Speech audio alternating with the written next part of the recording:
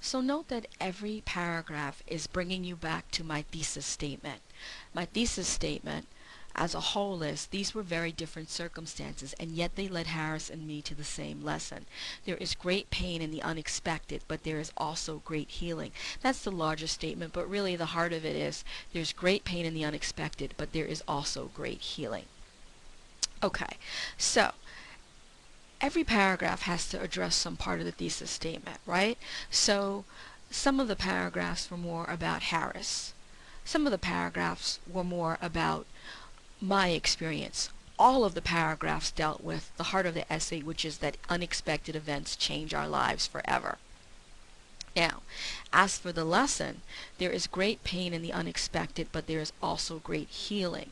In the end, I'm going to use overt healing language because I'm telling you about two different women, both of whom had health crises, right?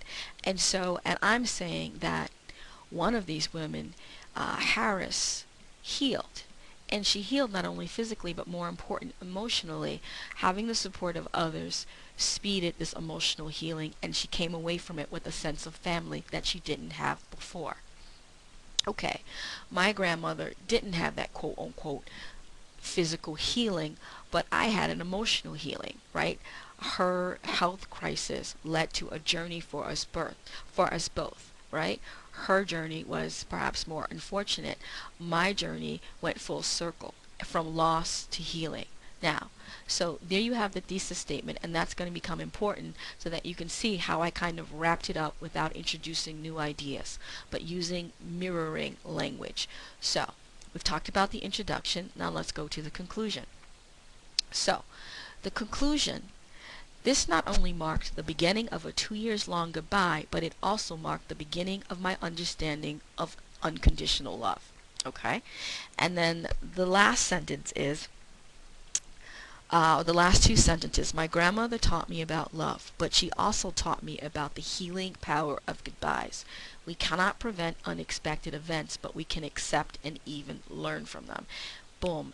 And that's the lesson there. We can't prevent unexpected events, but we can accept and even learn from them. Harris and I, we both healed. We both healed from these unexpected events. Luckily, she got better physically, but as I mentioned before, she had some emotional healing. My healing was that I got to say goodbye. I got to become a better person at great expense, but I got to learn this lesson. Okay, so you'll notice that I've underlined a few things, and that's to say, okay, here's a topic sentence, and then also when I underline the word from to, I'm just trying to show you how I set up this transition.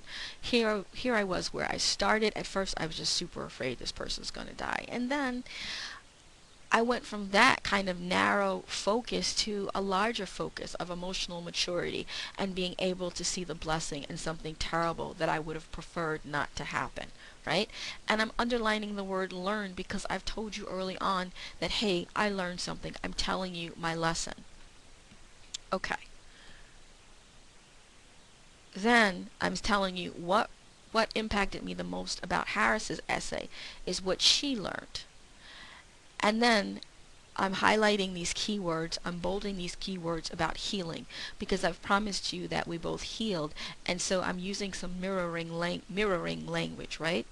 Now, basically when I talk about mirroring, it's like sort of like these images are similar to each other, right?